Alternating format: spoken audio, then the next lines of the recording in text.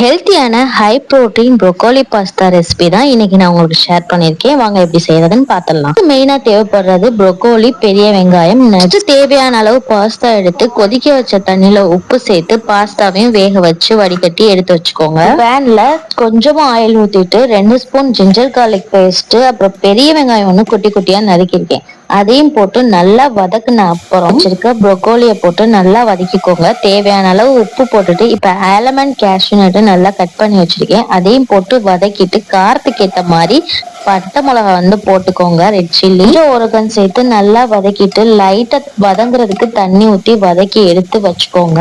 ஆறுன அப்புறம் மிக்சி ஜார்ல மாத்திட்டு ஃப்ரெஷ் கிரீம் உங்களுக்கு தேவையான அளவு போட்டுக்கோங்க. பன்னீர் இருந்தாலும் போடலாம், என்கிட்ட பன்னீர் இல்லாதனால நான் ஃப்ரெஷ் கிரீமும் சீஸும் யூஸ் பண்ணிருக்கேன். எடுத்துட்டு அந்த பேஸ்ட்டை தனியா வச்சுட்டு பேன்ல கொஞ்சோண்டு ஆயில் ஊத்திட்டு 1 ஸ்பூன் ஜிஞ்சர் கார்லிக் பேஸ்ட் போட்டுட்டு உங்கள்ட்ட என்ன வெஜிடபிள்ஸ் இருக்கோ அதை சேர்த்துட்டு நல்லா உப்பு போட்டு வதக்கிக்கோங்க.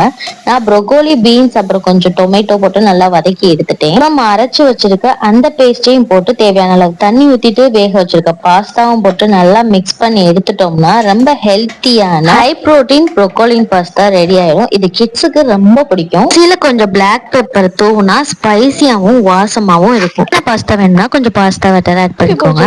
லைக் அண்ட் சப்ஸ்கிரைப் பண்ணிக்கோங்க. எப்படி இருக்குன்னு ட்ரை பண்ணி பார்த்துட்டு கமெண்ட் செக்ஷன்லயும் சொல்லுங்க.